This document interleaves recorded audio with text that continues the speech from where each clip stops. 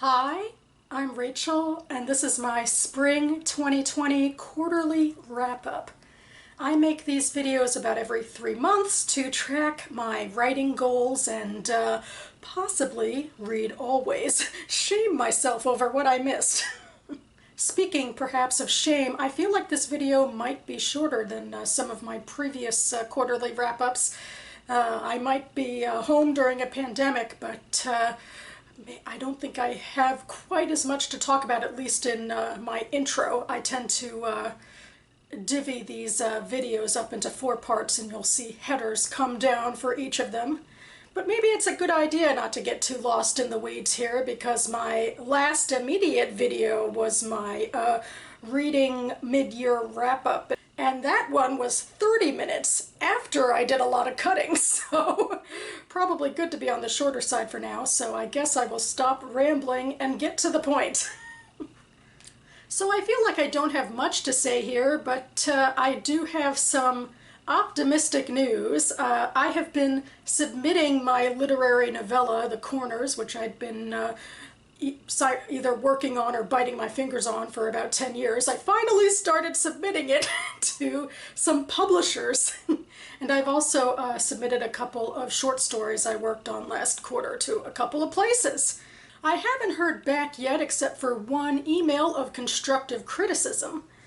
But hey, that's better than form letter rejection, right, fellow writers?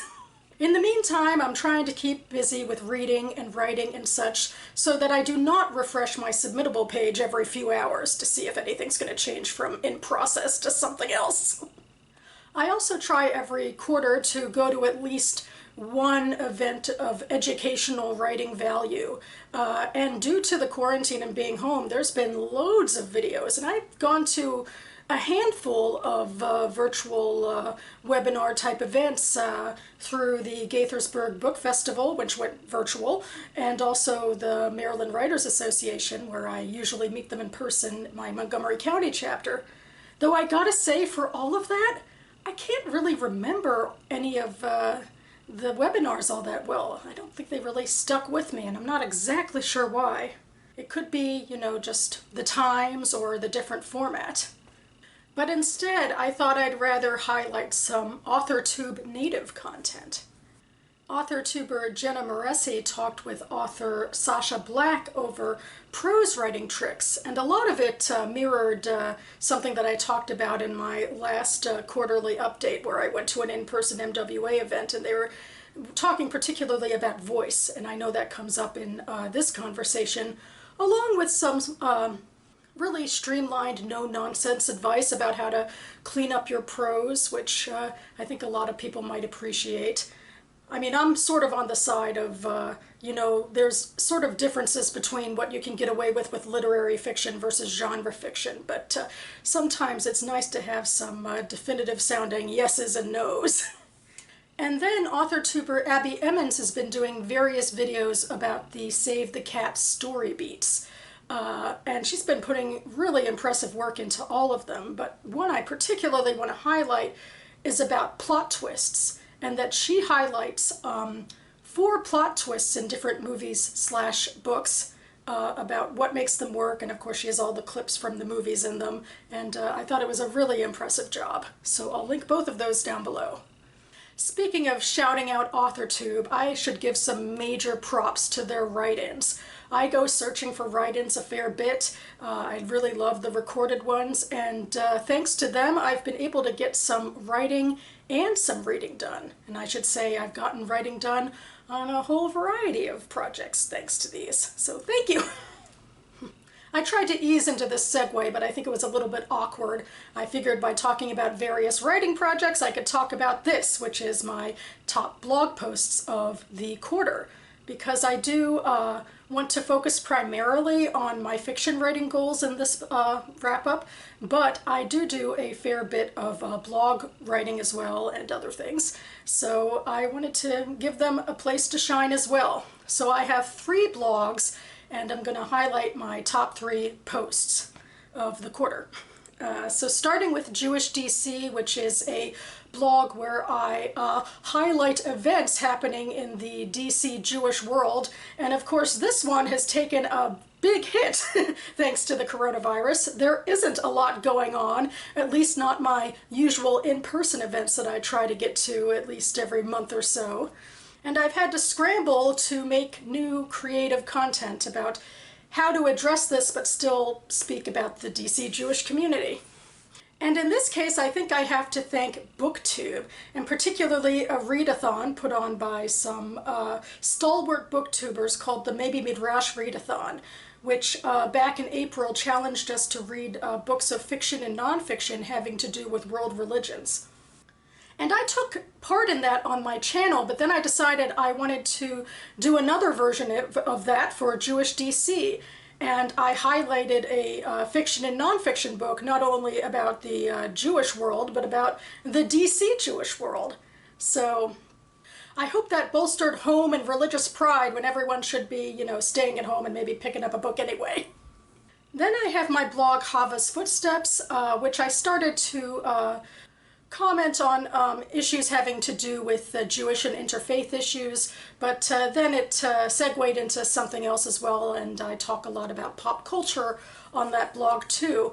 And in that vein, I wanted to write a post about J.K. Rowling and her recent transphobic comments, because J.K. Rowling is an author who has been so instrumental to me through the Harry Potter books.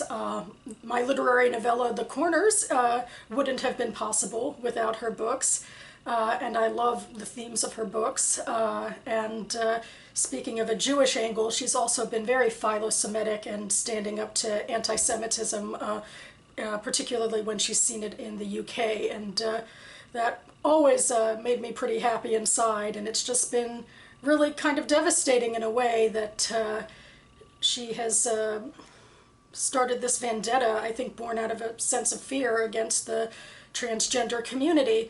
And so I wanted to address that and also address issues of, you know, an artist's work versus, you know, their personality, especially since it could be possible that I might be reviewing like Fantastic Beasts movies on Hava's Footsteps in the future if, you know, those movies ever come out. So I wanted to put something together, and I've gotten a little bit of positive feedback on it, so I'm pretty happy with how it went. And finally, in my reading/writing blog, I did some reviews of TV adaptations of The Plot Against America, which aired on HBO, and Little Fires Everywhere, which aired on Hulu back a few months ago. And they were both based on books, and because I was putting them in my reading and writing blog, I particularly wanted to aim my reviews at what was different and why, and like really talk about them, such as adaptations of original source material, and give some kudos back to, you know, Celeste Ng and Philip Roth. You know, they were both kind of long, so I guess it's a rather long article, but I'm pretty proud of it. But now back into the thick of it, where I recap my spring 2020 goals and tell you how I did. Number 1 was to compile publishing and contest opportunities for The Corners. Eep! And I did that. Not only for The Corners, but for those aforementioned short stories as well. I made myself a little Excel spreadsheet and am plugging away at it. So huzzah! I've also found a way to save opportunities in Submittable. I don't know, maybe this will be old hat for people who also use this site. But basically from your submissions page, you can hit saved up here, and it should take you to the opportunities, you know, you've saved. And the way you can save opportunities is if you go to discover, and you can either type in a keyword, or you can, you know, they also have ones with deadlines just right down here.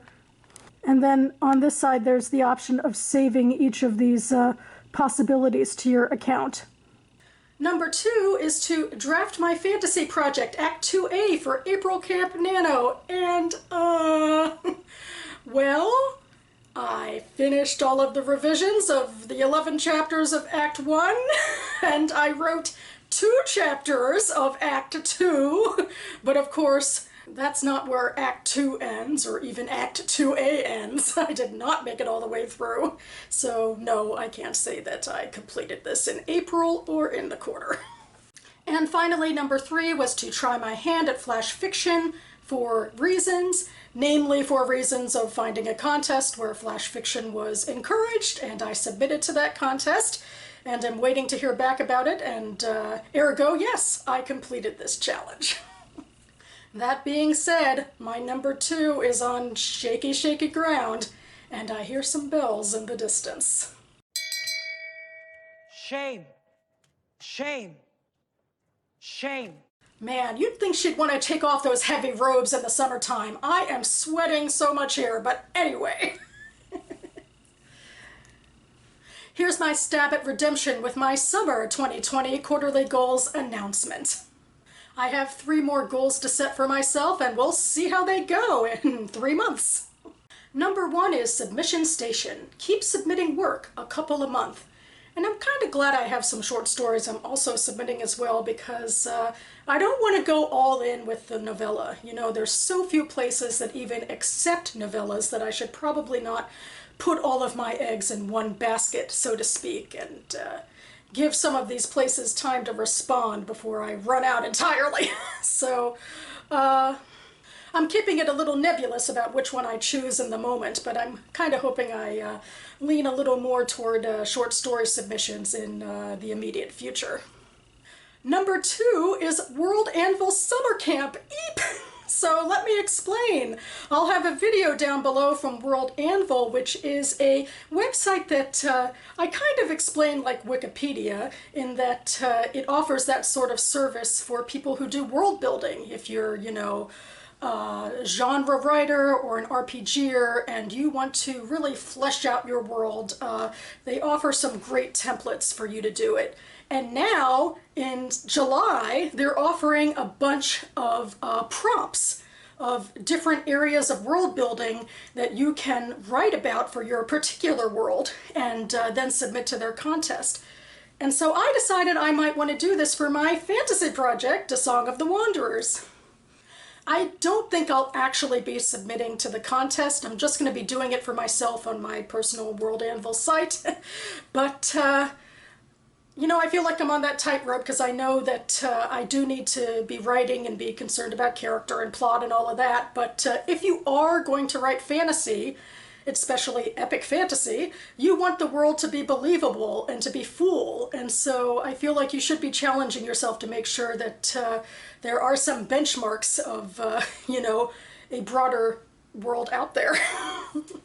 So I think they'll be pretty short little prompts for me, but hopefully at least they'll get the ball rolling. And tying into that, and also my spring goals, I have number 3, Draft Fantasy Project Act 2A for July Camp Nano. What do you know? Just keep pushing it down the way.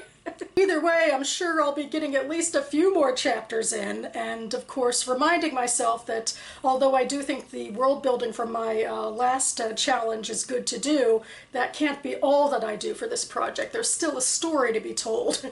And I'm a little nervous too, because I think the longer I stay away from this project, the more my mind goes crazy with ideas of sequels and plot lines and all of that, when I should just be sticking to what's in front of me. And maybe a little world building to the side, but you know, just a little bit. Man, it seems like I have myself on a tight leash for the summer. Like, do this much, but not too much and not too little. It's going to be a challenging quarter. But that about covers it for me now. I will leave links to the various things I talked about down below. I think at this point in my outro back 3 months ago, I said something to the effect of, oh, I hope at this point in late June, early July, we'll be looking back in hindsight over coronavirus. Oh, you sweet not summer child. Game of Thrones reference. All I can say for now is that I'm grateful I'm healthy, and hence I have the means and the opportunities to do this writing and to get my short-term and long-term goals off the runway. I will be back on Friday or perhaps sometime later in the week for an Independence Day-ish, reading wrap-up for the week. In the meantime, thanks so much for watching, everyone. Keep writing, and I'll see you next time.